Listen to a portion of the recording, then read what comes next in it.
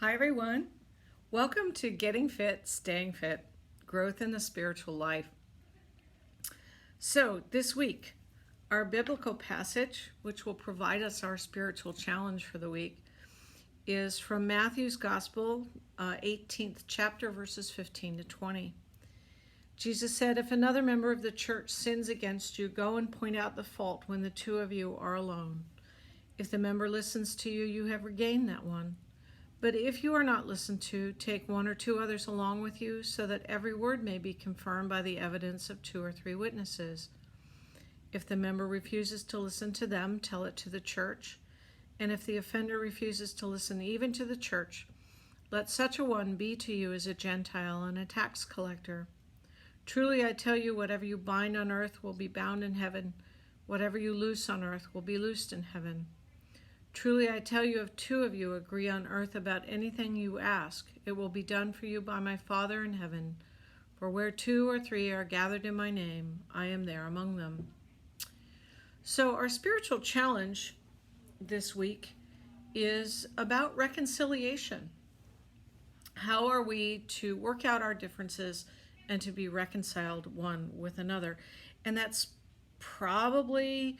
I haven't done the exegetical work, but that is probably what Jesus is talking about, is where if two of you agree on something, that the two of you, who have been estranged from one another, agree for a desire for reconciliation, that you're both working towards that, that it will be done for you.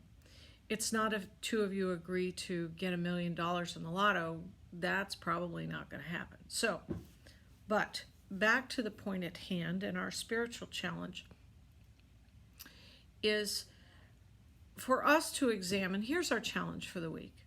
Examine your broken relationships in your life. Pray for that or those broken relationships and the people who are involved in it. And those prayers should be prayers of blessing for whoever that person or whoever those people are. And then, and here's the hardest part, look to where you are wrong. Where you are wrong. What have you done to help create that situation in the first place? And then what can you do to make it right?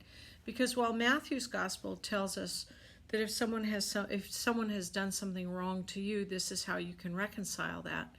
Mark's gospel equally tells us that if your brother or sister has something against you, if you have harmed them, go and make that right. So this is our spiritual challenge, is how can we be reconciled one with another?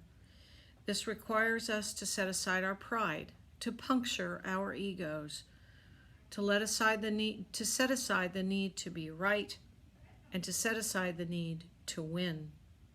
It requires profound honesty within ourselves of how did I create this situation? If maybe I hadn't reacted in anger to start off with and measured the words that I had to say, maybe this situation would have not been created in the first place. And it requires humility. This is always hard, but it is always worth it. So here is your spiritual challenge for the week. Go and be reconciled with those from whom you are estranged. Good luck, everybody. I'll say a prayer for us all. Bye.